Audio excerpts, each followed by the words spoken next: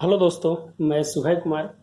दोस्तों, जो 65th BPSC के लिए जो हैंड रिटन नोट्स लाता हूं दोस्तों, और उस क्रम में जो नेक्स्ट लेक्चर है, और एक दोस्तों इसमें है आरसीईपी का जो लेक्चर है, जो थाईलैंड में जो एशियान की समिट हुई थी, उस समिट में आरसीईपी का भी समिट हुआ था दोस्तों। थर्ड समिट था और भारत के लिए इम्पोर्टेंट था, क्या कि भारत उसमें इन करेगा कि आउट करेगा। और इसकी स्थिति को देखते हुए भारत है जो वहाँ साइन करने से मना कर दिया। और दूसरी बात कि ये जो टॉपिक है इस बार लग रहा है कि बीपीएससी टच कर सकती है एशियान के साथ, आरसीईपी को भी टच कर दे, या है जो ईस्ट एशिया के साथ है जो इसको टच कर दे। क्या है कि नमस्ते थाईलैंड जो मोदी जी का जो कार्यक्रम था, बहुत विस्तृत कार्यक्रम था इंडिया डायस्पोरा के बीच में। तो बीपीएससी ऐसे है जो ज़्यादातर है जो एशियान और बिमस्टेक और ये सब जो कंट्री है, उस कंट्री से क्वेश्चंस पूछ ही देते हैं। या तो पिछले बार ओआईसी से पूछ दिया था जो बहुत ज़्यादा हॉट था, इस बार भी है जो आरसीईपी से पूछ सकता है। और बाकी दोस्तों, और इसको आप जीएस2 में भी यूज कर सकते हैं। ऐसा नहीं है जब इकोनॉमिक्स आप लिख रहे होंगे तो वहाँ कहीं ना कहीं आपको ट्रेड के बारे में लिखने के लिए मिलेगा, तो उस ट्रेड का डेटा को वहाँ भी यूज कर सकते हैं। क्या है कि आपका फॉरेन इन्वेस्टमेंट की बात हो गई, फिर जो ट्रेड की बात हो गई, तो बहुत सारी चीज़ है जो आप डेटा को उसके साथ मर्ज करके लिख सकते हैं। तो टॉपिक को आप बढ़िया से पढ़िएगा और इसको देखिए क्या है दोस्तों। आरसीईपी जो है रीजनल कॉम्प्रिहेंसिव इकोनॉमिक पार्टनरशिप है। ये एक मंच है दोस्तों, जहाँ पर है जो मुक्त व्यापार व्यवस्था की है जो बात की जाती है। और इसमें करीब 16 कंट्री हैं और 10 कंट्री जो एशियान के हैं, जिसमें एशियान में भारत नहीं है। और 6 कंट्री जो है फ्री ट्रेड एग्रीमेंट के साथ जो है, बाकी जो कंट्री हैं वो है जो उनके साथ ऐड हो गए। ये दोस्तों 2012 में है जो थाईलैंड में इसको चालू किया गया था। और फिर है जो 2017 में इसमें है जो आपकी 15 कंट्री थी, फिर है जो बाद में कंट्री को और है जो फिर बढ़ाया गया था।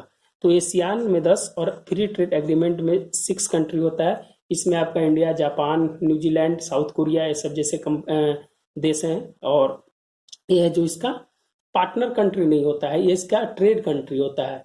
ये है जो इसके मंच पे दो चीज होता है, एक पार्टनर कंट्री होता है, एक मेंबर होता है। तो पार्टनर कंट्री जो होता है वो है जो सिर्फ सलाह दे सकता है, अपनी बात को रख सकता है। लेकिन जो मेंबर कंट्री है उसका पावर होता है कि सलाह भी दे सकता है और अपनी बात को मंच पर मनवा भी सकता है। और उसका है जो वोटिंग माने वोटिंग राइट्स उसको होता है मेंबर को, लेकिन जो भी पार्टनर होता है उसको वोटिंग राइट्स नहीं होता है। यही दोनों में मेन डिफरेंस है दोस्तों, याद रखिएगा। इसीलिए बहुत जगह देखते होंगे बहुत सारे संगठन में dialogue partner, member country, observer country, तो इस सब का मायने होता है कौन है जो। जैसे आपकी एक बता देते हैं कि एग्जाम्पल के तौर पर, अगर आप एक क्लास में बैठे हुए हैं तो क्लास में है जो दो तरह के बच्चे हैं। एक बच्चे हैं जो टीचर के साथ है जो बार बार नेगोशिएशन कर रहा है, तो वो है जो उसमें है जो इंटरेस्टेड है। लेकिन एक बच्चा है जो उसमें बैठ के अपना आराम कर रहा है कि भाई नहीं, तो वो एक पार्टिसिपेट कर रहा है कि हाँ हम क्लास में बैठे हुए हैं। लेकिन जो बच्चा है जो नेगोशिएट कर रहा है, तो वो है जो एक तरह से इंटरेक्टिव हो गया, वो टीचर के साथ, क्लास में टीचर के साथ इंटरेक्टिव हो गया। लेकिन जो बैठ के बात कर रहा है, अपनी बात मैंने सुन रहा है, तो है जो एसोसिएट कर रहा है उसके साथ, है जो बस हाँ हमने आज क्लास कर लिया। तो ये चीज़ है, ध्यान रखिएगा इसको। 2012 में ये शुरुआत हुआ था कंबोडिया। और दोस्तों एक ग्लोबल ट्रेड का 40% है, जो जितना भी जो वर्ल्ड ट्रेड होती है उस ट्रेड का टोटल है जो आपका 40% है। और freedom of trade in group, इसका जो मेन मकसद है जो फ्रीडम ऑफ ट्रेड मैंने आज़ादी चाहिए ट्रेड के लिए, किसी भी तरह का कोई भी परेशानी नहीं होना चाहिए। कि जितना भी देश है अगर जो साइन करता है तो उसमें परेशानी नहीं होना चाहिए। सब फ्रीडम हो गया, टैक्सेस से लेके कस्टम कर से रिलेटेड, ट्रेड डिफिसिट से लेके बहुत सारी चीज़ होती है जिसमें इस पर बात की जाती है। और चौथा है दोस्तों कि करीब करीब 4 बिलियन पीपल का है जो पूरा संगठन है एशियान का, और जितना भी जो 6 कंट्री है टोटल है जो 4 मिलियन का। नया डेटा जो है कुछ दिन पहले का डेटा था, उसमें 4.5 मिलियन दिए हुए था, बिलियन दिए हुए था। लेकिन अभी जो एक आर्टिकल था उसमें जो 4 ही बिलियन दिए हुए हैं। तो आपका टोटल 4 बिलियन, 4.5 बिलियन का है जो टोटल है जो वो है जो संगठन में इतने लोगों का एक संगठन है, एक मेंबर है, वहाँ लोग रहते हैं। इतनी बड़ी जनसंख्या वाला देश है ये दोस्तों। इसका जीडीपी करीब करीब 17 ट्रिलियन का है। ऐसे तो जानते हैं दोस्तों कि जीडीपी के मामले में अमेरिका है जो 22 ट्रिलियन 23 ट्रिलियन का है, उसके बाद चाइना 13 ट्रिलियन का है। तो इसकी जो जीडीपी है करीब करीब 17 से 18 ट्रिलियन है। मैंने अकेले 10-12 ट्रिलियन तो आपका जीडीपी का चाइना का ही हो गया, इंडिया का 2 ट्रिलियन हो गया, फिर जापान हो गया।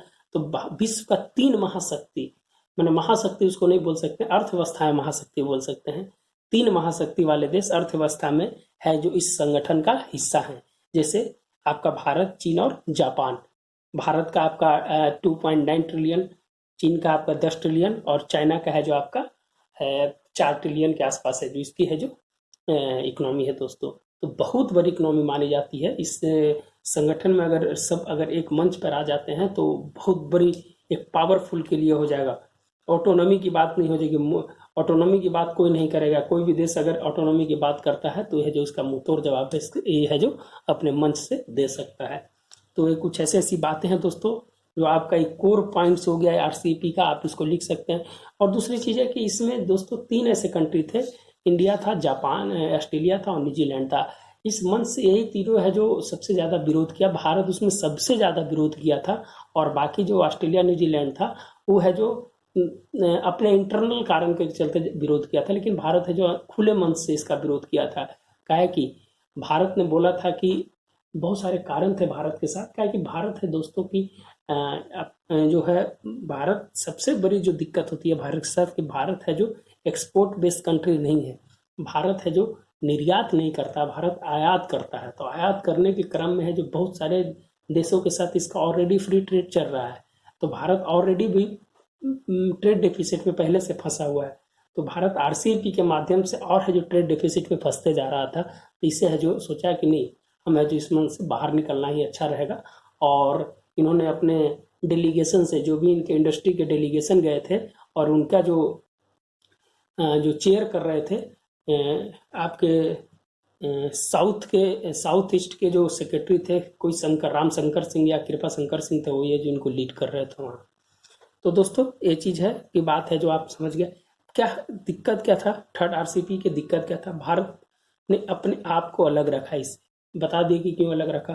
भारत के साथ कई देशों के साथ फ्री ट्रेड पहले से थे, करीब करीब 11 देशों के साथ पहले से फ्री ट्रेड चल रहा था। तो भारत है जो यहाँ पर है जो एज ले रहा था कि हम है जो मेरा पहले ही देश 11 देश से फ्री ट्रेड है और बच गया जो आपका 5 देश। तो इसके चलते जो भारत है जो उस मंच से बाहर निकलना अच्छा समझा। भारत एक्सपोर्ट बेस्ड कंट्री नहीं है, भारत है जो निर्यात नहीं करता है, भारत है जो आयात करता है, इसीलिए इसका ट्रेड डेफिसिट सबसे ज़्यादा है।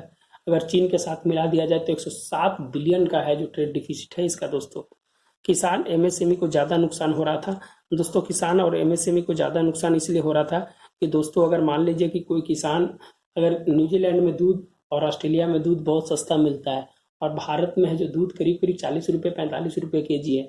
अगर हम आरसीईपी के माध्यम से अगर हम ट्रेड को ओके कर देते तो मान लीजिए कि वहाँ की जो दूध जो पाउडर आती तो हमारा वहाँ का पाउडर 10 रुपये किलो मिलता। तो अगर हम अपने मार्केट में लेकर आ जाते 10 रुपये केजी, तो सबसे बड़ी दिक्कत था कि यहाँ के जो दूध व्यवसाय वाले जो लोग थे उनका है जो 10 रुपये तो उनका पड़ता तो नहीं पड़ता, तो उनकी है जो स्थिति खराब हो जाती। इसीलिए भारत है जो इस मंच से बाहर होना ही अच्छा समझा।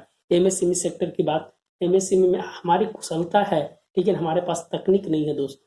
तो तकनीक नहीं है तो हमारा पास कॉस्ट ज़्यादा लग जाता है, लेबर कॉस्ट प्लस है जो आपका जो रॉ मटेरियल्स का कॉस्ट है जो ज़्यादा लग जाता है, जिसके कारण हमारे यहाँ के जो कोई भी सामान है जो थोड़ा अन्य देशों की अपेक्षा थोड़ा सा महंगा होती है। तो अगर हम तो अपने देश में उसको बेच कर तो कमा लेते हैं, लेकिन ये बाहर तो हम भेज नहीं सकते। इसीलिए भारत है जो निर्यात बेस्ड कंट्री नहीं है। इसी कारण से भारत जो कहीं से आयात करता है तो यह जो ट्रेड डेफिसिट में ऑलरेडी फंसा हुआ रहता है। रेड चैट की बात, विचारों का मंच में बताइए।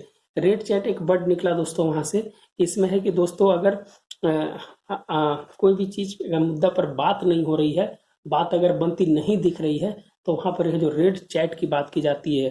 अंतर्राष्ट्रीय स्तर पर जो कोई संगठन की जब बात होती है और बात बनती नहीं दिखती है तो उसको रेड चैट है जो टेक्निकल वर्ड में उसको बोला जाता है। विचारों के मंच में मतभेद, मतभेद क्या था दोस्तों कि टैरिफ को फ्री करने पर सर्विस को भी फ्री करना होगा। दोस्तों भारत का कहना था कि आप जब टैरिफ को फ्री करते हैं तो आप सर्विसेज को भी फ्री कीजिएगा, तब है जो हम है जो इसके लिए है जो राजी हो जाएंगे। लेकिन है जो चाइना ने इसको मना कर दिया कि नहीं, हम है जो सर्विसेज को फ्री नहीं करेंगे, हम टैरिफ को फ्री कर सकते हैं। भारत के पास है जो दोस्तों कस्टम कर की बहुत बड़ी समस्या है, जिसके कारण जो भारत है जो इस मंच से अलग ही समझा। रेड डिफिसिट समस्या बता दिए दोस्तों, विकास प्रभावित हो सकता था इसके कारण। तो ये इसकी मुख्य बातें थी दोस्तों, इसको जो आपके सामने रखा हूँ। दूसरा दोस्तों कि भारत पर क्या प्रभाव पड़ेगा, तो फ्री ट्रेड लॉस की सबसे बड़ी समस्या थी। सबसे बड़ा इसका प्रभाव था कि फ्री ट्रेड का इसका है जो लॉस की समस्या थी, काफी लॉसेस होने की संभावना। कंट्री ऑफ ऑरिजिन की समस्या दोस्तों, कंट्री ऑफ ऑरिजिन की समस्या क्या दिक्कत था कि मान लीजिए कि भारत के साथ, भारत है जो मान लीजिए कि सिंगापुर के साथ या किसी अन्य देश के साथ फ्री ट्रेड किए हुए है, तो चाइना क्या करता है दोस्तों, चाइना अगर सिंगापुर से अगर फ्री ट्रेड किए हुए है तो क्या करता था चाइना की कंट्री ऑफ ऑरिजिन, मैंने मान लीजिए कि कोई भी सामान है उसका मोहर है जो मार देता था कि मेड इन सिंगापुर, तो भारत के साथ तो फ्री ट्रेड है उसका, तो भारत है जो सीधा उसको एक्सचेंज कर लेता था। लेकिन वो माल कहाँ से आता था, चाइना से आता था। तो चाइना यहाँ है जो किसी दूसरे देश के रास्ते है जो भारत में है जो सामान को है जो पहुंचा देता था, जिससे भारत को बहुत ज़्यादा लॉसेस सहना पड़ता था। हमारा माल तो चाइना नहीं जा रहा था किसी कंट्री ऑफ ऑरिजिन के माध्यम से, लेकिन चाइना का माल है जो इंडिया आ जा रहा था। तो यह जो इस पे है जो इसकी समस्या है जो भारत को थी, इसको दूर करने के लिए भी भारत है जो इसके चीज़ को अपने मन से वहाँ उठाया। कस्टम कर की समस्या, चीन के प्रोडक्ट भारत में 90% तक एक्सेस, चीन सोचता था कि जो मेरा सामान है उसका जो भारत में 90% तक एक्सेस उसका मिले, लेकिन भारत है जो करीब करीब उसको 74% तक एक्सेस देने के लिए तैयार हो गया। लेकिन है जो भारत है जो बोला कि हम 74% तक आपको हम एक्सेस दे सकते हैं, लेकिन चीन ने बोला कि नहीं हमको 90% तक एक्सेस चाहिए, तो है जो वहाँ पर है जो मना कर दिया, जिसके कारण है जो स्थिति है जो बनी। भारत पहले ही 107 बिलियन डॉलर का है जो ट्रेड डिफिसिट में लॉसेस में है। भारत को डिजिटल उद्योग को प्रभावित करता है, क्या कि तकनीक की कमी है दोस्तों, चाइना में ज़्यादा तकनीक है और सिर्फ कंट्री में ज़्यादा तकनीक से विकसित है। तो हमारे यहाँ का जो डिजिटल उद्योग है वो डिजिटल उद्योग तक कहीं ना कहीं प्रभावित होता है, तो ये भी है जो डिजिटल उद्योग को प्रभावित करने में भी वो सहायक होता है। इसलिए भारत ने बहुत अच्छा डिसीजन लिया है, इसको हम बहुत अच्छा डिसीजन मानते हैं हम अपने देश की इकोनॉमी के लिए। कुछ ऐसे मंच होते हैं दोस्तों जहाँ से डिसीजन बहुत अच्छा लिया जाता है और विदेश नीति के लिए और देश की अर्थव्यवस्था को और देश के आंतरिक सुरक्षा भी उसके लिए बहुत मजबूत होती है। तो ये जो डिसीजन था आरसीईपी का बहुत बढ़िया डिसीजन है, इसको सकारात्मक रूप में देखना चाहिए भारत। उपभोक्ता वस्तु तथा औद्योगिक क्षेत्र में प्रतिस्पर्धा दोस्तों, जब स्थिति ऐसी बन जाती है तो प्रतिस्पर्धा तो जरूर बन जाती है दोस्तों, और प्रतिस्पर्धा बनने से क्या हो जाता है, कंपटीशन टफ हो जाता है और छोटे छोटे जो उद्योग थे वो बंद होने का कगार की स्थिति पर पहुंच जाता है अगर ऐसा होता है। क्या है कि मार्केट में वही रह सकता है दोस्तों जिसके पास पैसा हो, तकनीक हो, वही रह सकता है। तो भारत में करीब करीब बहुत सारे एमएसएमई सेक्टर है जो एक काम करते हैं, इस स्थिति के कारण भारत भी है जो इसमें कहीं ना कहीं पिछड़ते हुए दिखाई दे रहा था, इसलिए भारत भी है जो इससे बाहर निकलना ही अच्छा समझा। दोस्तों ये इंडिया है, ये एशियान की कंट्री है और +6 ऑस्ट्रेलिया और न्यूजीलैंड और टोटल और जो 4 कंट्री है, ये पूरा है जो आपका आरसीईपी का है, आरसीईपी है टोटल। और ये दोस्तों कारण क्या था, कारण है कि एशियान के देश जितना भी समझते हैं, एक्चुअली देखिए दोस्तों चाइना का बहुत ज़्यादा प्रभाव करीब करीब 50 बिलियन डॉलर का यहाँ पर ही है जो एक्सपोर्ट करता है यहाँ पर ही भारत चाइना ने, और भारत के करीब करीब 2 बिलियन डॉलर ही होता है, तो भारत बहुत ज़्यादा पीछे है यहाँ पर।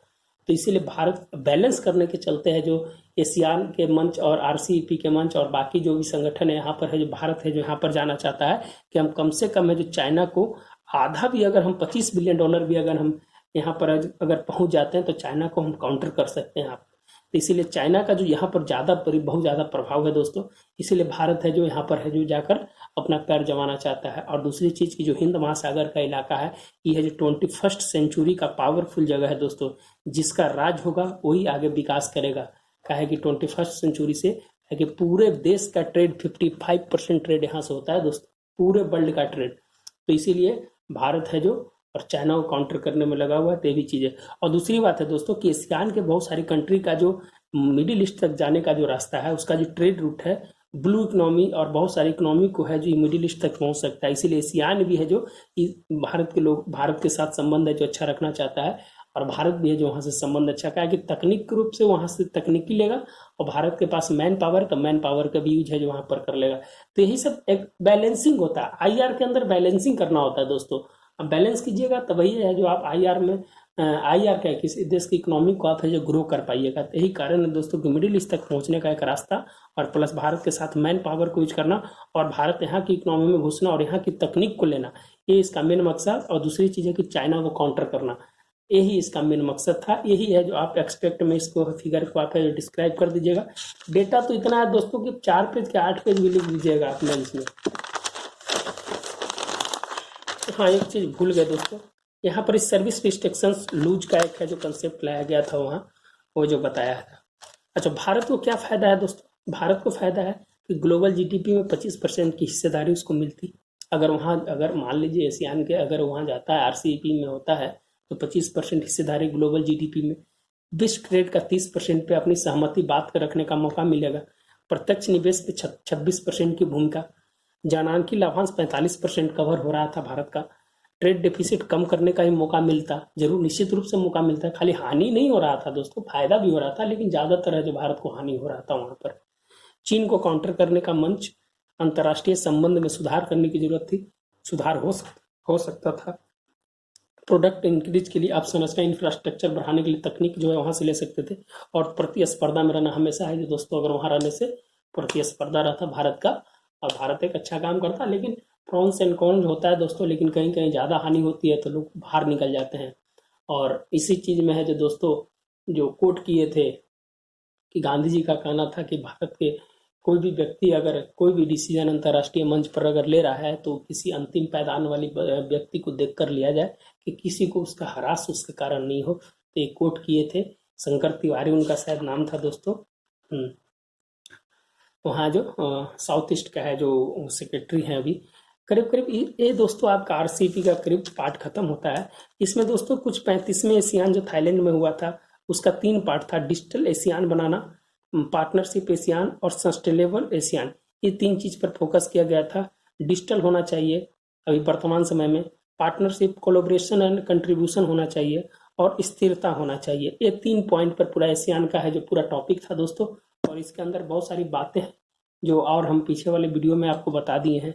16 एशियान इंडिया समिट, इसमें जो मेन पॉइंट था दोस्तों, जो एशियान और इंडिया के लिए एक अलग समिट होता है, उसी में जो जाते हैं सब समिट उसी समय होता है दोस्तों। उसमें एयर कनेक्टिविटी की बात, मैरिटाइम की बात, डिजिटल लिंक की बात, और 1 बिलियन लाइन ऑफ क्रेडिट।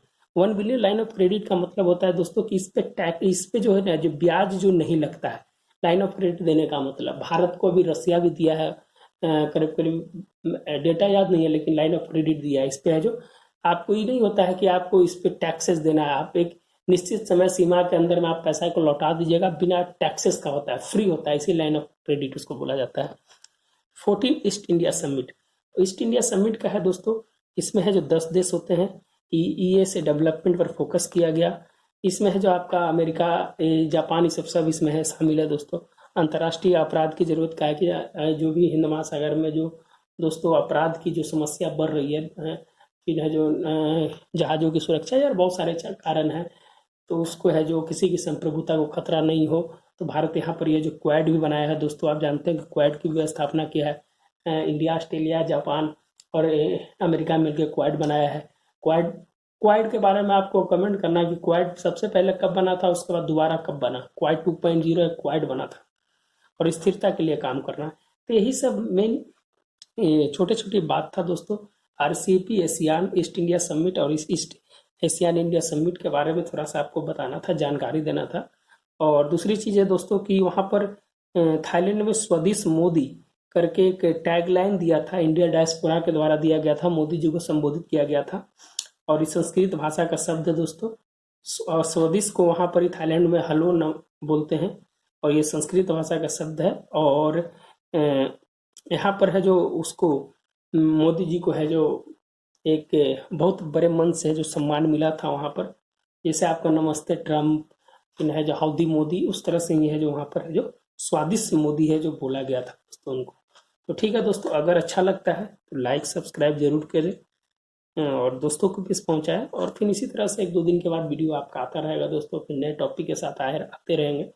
और आपका सहयोग चाहिए, अगर आपका सहयोग रहेगा तो हम भी है जो, मुझे भी काम करने का मौका अच्छा मिलेगा, और हम भी आपके साथ काम करेंगे, और आप भी है जो इसका फ़ायदा उठाइए। अगर कुछ गलत होता है तो आप कमेंट में ज़रूर कीजिए कि आपने यहाँ गलत बोला है, मैं उसको सुधार लूँगा, मैं भी आपसे सीख लूँगा। तो ठीक है दोस्तों, फिर अगर आपको कोई टॉपिक अगर पढ़ना है, कोई टॉपिक अगर कि नहीं, इस टॉपिक को अगर हमें हमको आप इसका वीडियो बना दीजिए। तो अगर हम देखेंगे तो मेरे लायक हम उसको समझेंगे, अगर मैं उसको अपने आप से सेटिस्फाइड कर लूँगा तो मैं अब ज़रूर है जो वीडियो बना दूंगा। ठीक है दोस्तों, मिलते हैं फिर नए वीडियो के पास। धन्यवाद। लाइक सब्सक्राइब जरूर कीजिएगा, जो देखते हैं एक बार जरूर कीजिएगा।